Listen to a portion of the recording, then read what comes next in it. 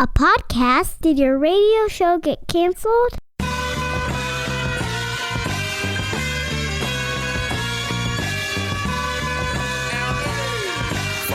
Fire.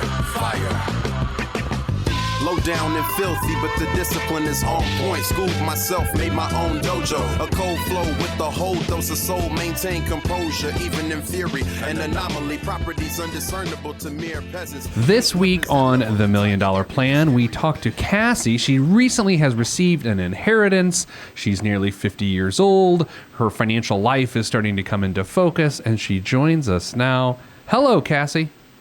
Hi, Pete. How are you? I feel like you originally chose a first and a last fake name, Cassie Weir. Was there a reason for this? I've always loved the name Cassandra. Oh, so we didn't go with Cassandra. We went with, you gave your fake name a nickname. Yes, I did. This is advanced podcasting right here. So you are 49 years old. You live in Rhode Island. You got to get the H in there. Rhode Island. Exactly. And you recently received a big inheritance. Who died? My uncle. Oh, I'm sorry. And so he left you $140,000. Like, you must have sent a great number of birthday cards and things through the years to this uncle. Like, how does an uncle leave you $140,000? We were very close. It was my mother's significantly younger brother, and he was more like a brother to me. Oh, my. Yeah. And so he left you $140,000. How recently did you receive the money? He passed away in May. Okay. So all the paperwork was signed last month. Sure. And so, just looking at what you sent us from a financial life perspective, and I'd love for you to explain to the audience, like, tell me about your financial life prior to receiving $140,000. Was it going well, not well? Oh, awful. My husband and I have been married. It'll be 23 years next month. Okay. And we've known each other for 25. And for those 25 years, we've struggled with putting ourselves through school, paying off our student loans, raising a family, illness, layoffs. And my husband is self-employed. I love the fact that that he is, in that we were able to raise our child. We didn't have to put our son in daycare. I mean, there's always a trade-off. Sure. But we didn't always make a lot of money, so we made a lot of sacrifices. Now our son is in his second year of college, and but we have a lot of debt, and we are definite under-earners, and we can never feel like we can get in front of that 8 ball. Like, we just live paycheck to paycheck. Yeah, you sound like survivors, I can tell you that. I mean, would you describe yourself that way? It seems like you've always have been able to make it work. Definitely. And, both of us are pretty optimistic. We like to see the glass as half full. But as we get older and realize that we had nothing set aside for retirement when we received that windfall, knowing how the inheritance was worded in the will and how my uncle had set it up, we needed to roll it over into retirement, and we're really grateful for that. Sure. But it feels like the day-to-day stuff is still kind of a struggle. Well, I've got some kind of good news. I mean, in the spirit of looking at things with the glass half full, and this sounds weird, so stick with me for a second. You're not going to have a lot of money at retirement. So this is not the part where you react yet. So just wait for it. But I think based on the current income you live on, you're going to be one of those situations that if we can clean up some debt, then maybe you don't need a lot of money to retire successfully. And I think that's the nature of someone like you. Your take-home pay is $3,400 a month. So in today's dollars, once we clean up some of these debts and take care of some of these obligations, we're not trying to replace that much money in retirement. So I think our challenge here today together is to put together some semblance of a plan that eliminates some of these obligations and then makes the numbers work when you get to retirement age. Is that fair? So, okay. Tell us about the debt you have. You mentioned you have some debts. So what are they? Where'd they come from? Are you paying on them? All that good stuff. Yeah, we're definitely paying on them. One of them is paying off my car. Okay. One of them is some money to the IRS. Okay. Let's get some numbers. Let's get some numbers flowing here. The car. Sure. How much do you owe on the car? The car. There's about I don't even know if I gave you that number. $8,000 on the car that's left. And then what's your payment? $300 a month. Okay, and then you owe the IRS. I assume this is from your husband, self-employed, right? And so is correct. That from that? And how much is there? About $3,500. And then how do you make regular payments to them? Mm-hmm. We do. And then what's that payment? A couple $100, $150 a month? Exactly. Okay. It's like they're good faith payments. Yeah. No, I understand.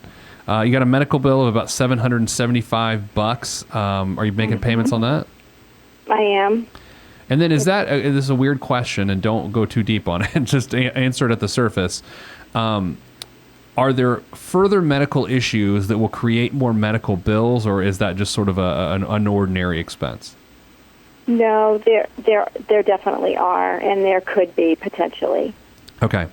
And then any credit card debt?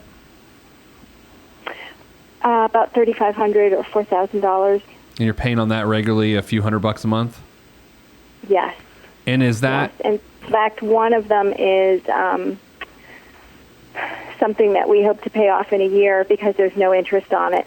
Okay. So that's our goal. We pay over what we're supposed to. We're just really trying to stay on top of that because of the, no interest factor, and put as much as we can on that one credit card that has some additional or higher interest rate. My gut tells me that credit card balance got there because of life and not because of you wanting more than you can afford. Exactly. Yeah. I mean, this is sometimes when people think about credit card debt and they look at the debts that people like you in your situation have, they're way too quick to say, well, you're living beyond your means. I think this is a weird way to say it. You're sort of being forced to live beyond your means. The nature of how life has happened and unfurrowed itself on you over the last couple decades is what's brought you to this. That doesn't make it any easier to solve. In fact, it actually might make it harder to solve. But I don't see this as like you and your husband just spending wildly, right? No, not at all. And then you have student loans, $7,200 this year for your son. Are those Parent Plus loans that you took out? Yes. And then he's in his second year. So are we to guess that he'll take out equal loans his junior and senior year as well? Mm-hmm. So that'll take it to $21,000, $22,000 for you? Right. Okay. So let's go back to income for a second. Your household income is roughly $62,000. How does that break down? Who's earning what? So I earn about 48. Okay. Of that. And I'll do the math, I guess. That means leaves your husband with 14. He's self-employed. Can you tell us anything about how his... Is it seasonal variations in pay for him, or is just as jobs come along? How does that work, and what's the potential for that changing anytime soon? It's a little bit of both. Some of it is seasonal. Some of it is just the nature of what he does. Mm-hmm. As I said, we both tend to be optimists and say, okay, maybe this year will be a little bit better. But I don't see it changing dramatically. Can I ask a really stressful question? And I'm sorry. I'm pre-apologizing. No, that's okay. I'm sure, because I own a business, right? And so when times are tough, I ask myself, about once a year, I ask my question, why am I doing this? Yeah. What am I doing? This makes no sense. I'm killing myself for this. At any point in time have you guys looked at the situation and said, why don't you just get a gig, like a regular gig? Like, help me understand that. Yep. And you're not the first person that's brought that up. I know. I told you it's a stressful question. Yeah, because I can answer that question, right, because I've asked it myself. Sure. There's a reason why I don't ask anymore, and Gotcha. I think that's why we're still married. That's fair. So, are you working 40 hours a week, Cassie? Yeah, at least. Okay.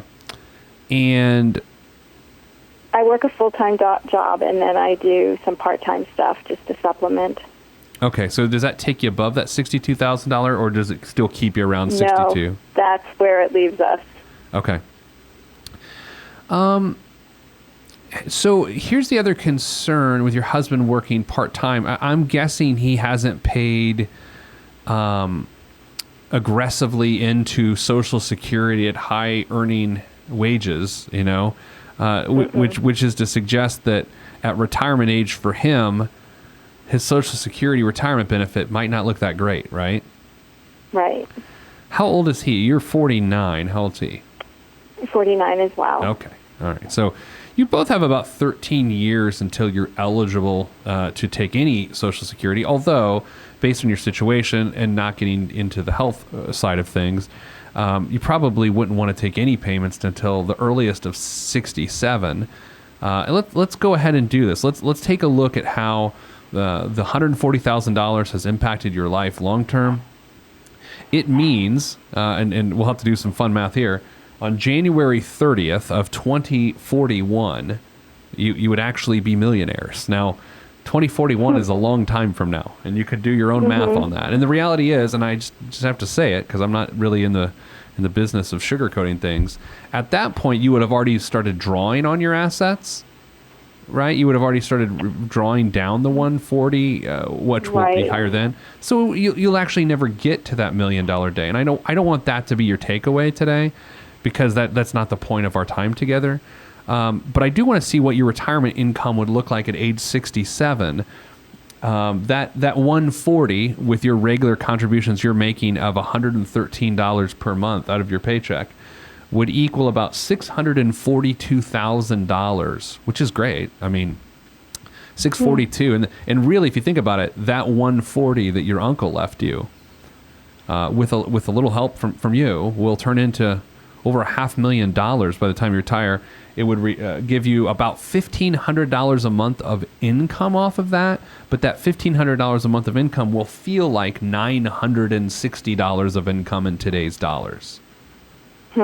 Okay, so as you think fondly about your uncle, I think as you look forward to what it will do for you in your financial life, I mean, he has provided a $960 income stream in today's dollars for you in perpetuity once you retire, which I think is remarkable. Yeah. So then the question is, how do we supplement that? I mean, that's why we're here. We're trying to eliminate some obligations. How can we supplement that? Well, you clearly are working full-time. You are paying into Social Security, so you will have a Social Security benefit. Do you happen to know what they've projected your Social Security benefit to be at age 67? I don't, not off the top of my head.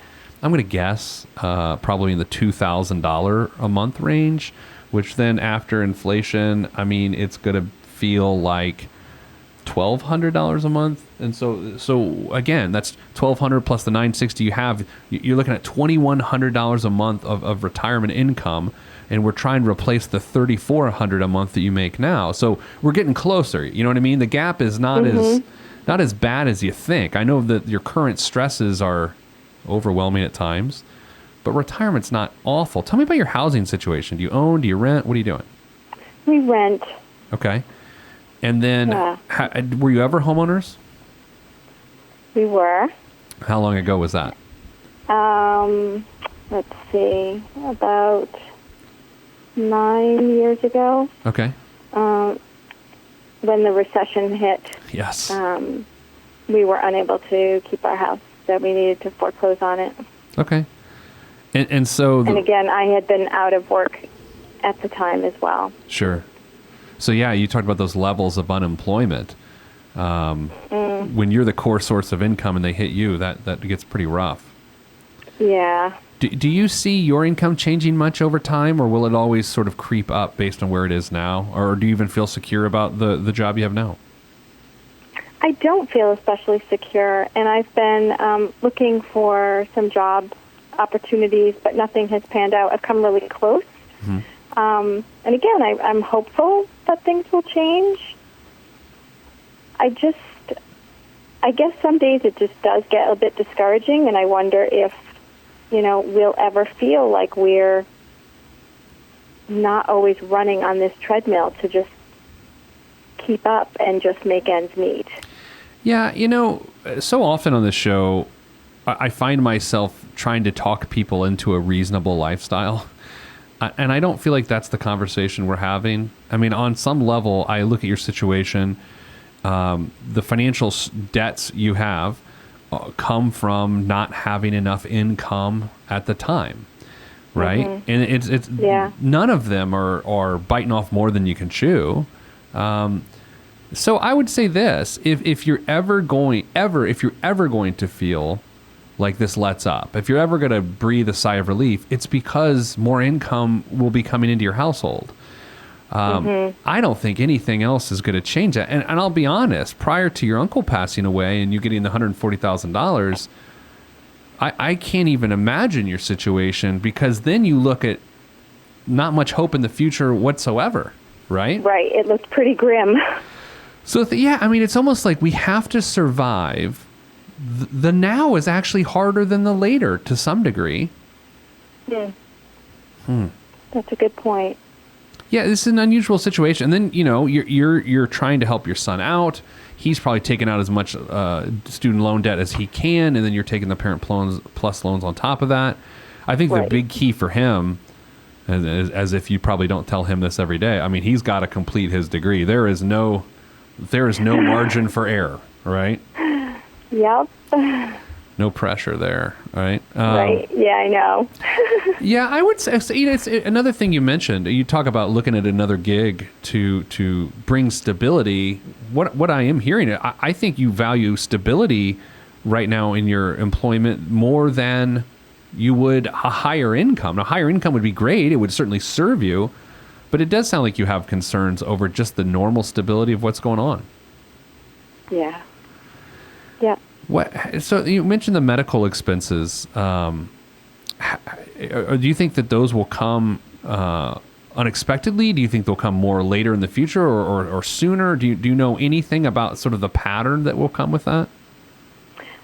I don't. It's too difficult to even gauge that. Right. Yeah, it's tough, and we look at situations like yours, and I think, well, what brings relief? Like, so let's dig here. If we paid off all your debts, and by we I mean you, if you paid off all your debts, does it bring you any relief? So let's examine that for a second. Your car loan is $300 a month. Your credit card debt, I'm guessing you're paying about $300 a month. Your medical bills, I guess you're probably paying like what, $50 a month or something like that? Yep. Yep. And then your debt to the IRS, you're paying $150 a month. Between those four, that's $800 a month of cash flow, which is quite a bit. It's almost a quarter of your take-home pay that you're making right now. Right, and that doesn't, once you factor in the rent, doesn't leave a whole lot left. Yeah, and then I hate to do this to you, but then you look at what the Parent Plus loan payments are going to be 3 years from now. It's almost like the window to solve this, to at least take the next step forward, is can we take a chunk out of this debt to free up your cash flow prior to the Parent Plus loans kicking in? And I almost feel like we have to chunk down this goal, this idea for you, because otherwise, it's going to be pretty easy to get overwhelmed and carried away with how dire things feel, Okay, so let's think about this. Your car, you owe $8,000-ish, we think. You pay $300 a month. So what's that, paid off in 2.5 years or so? Yes. So that'll be paid off by the time he gets out of college. So that's good. Would you have another car payment? Do you guys have one or two cars? Is there any chance that you'll have to get a different car? We have 2 cars, and we're hoping that both of them will last us a good number of years. Yeah, me too. Me too. Now, the credit card debt, are you stacking it back on the top as well, or are you able to just pay it down without accumulating any more debt?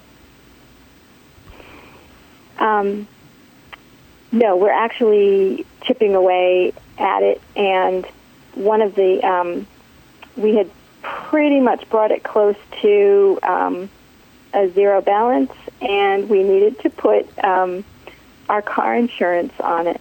Okay. So, again, it was a matter of survival. Sure. It's not like we're going out and we're buying, right, vacations or, extravagant clothes or anything like that. Are you dealing with all the money, I assume? No, we both are. We kind of split things. I feel like I'm not a numbers girl, and I, within the past couple of years, really decided to take it upon myself to learn more about this so that I felt, for many years, it was like, oh, that's my husband's problem to worry about the money. I'm just, the pretty housewife. I want to be a pretty housewife. So we both handle certain aspects of finances.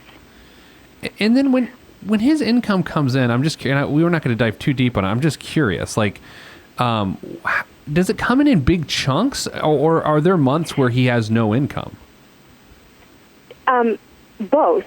There are times when it's like, oh, wow, that's great. We can actually pay 2 months' rent ahead of time. Like, we can Sure. get caught up with we've never been late with the rent, but we've been trying to pay 2 months at a time just so we can stay on top of it.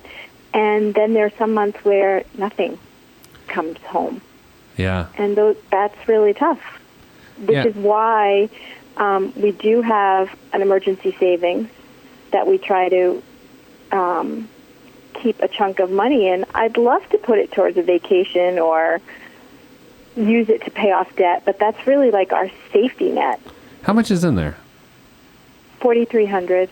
Yeah, that's great. Yeah, I mean, $4,300 is sort of, in your situation, it's just a little bit more than 1 month's expense if things went terribly wrong. But let's be honest, if your husband goes a couple months without a paycheck, it supplements his pay for 2 or 3 months. It replaces his pay. Yeah, I would definitely not spend that money on a vacation, although I'm sure relieving some stress would also be beneficial to you.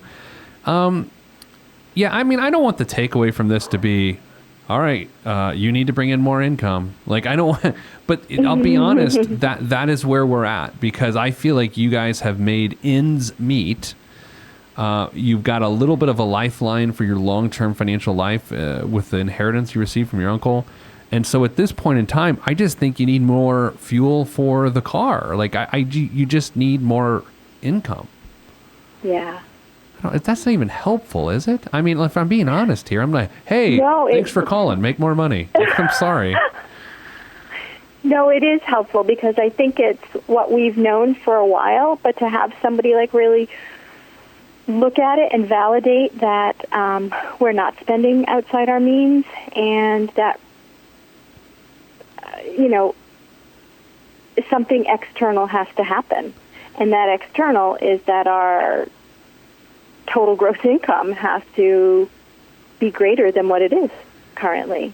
Yeah, and here's the thing. I think it's important. I don't know if you're going to have your husband listen to this, or you're going to recount the conversation with him. I do. It's important for me to say I don't know all the facts, and I think on top of that, in some situations, it's inappropriate for me to seek more facts, and let's just deal with the information we're dealing with. So that is to say, I'm not a know-it-all for your situation. I can just say these 2 things scare me about what's happening.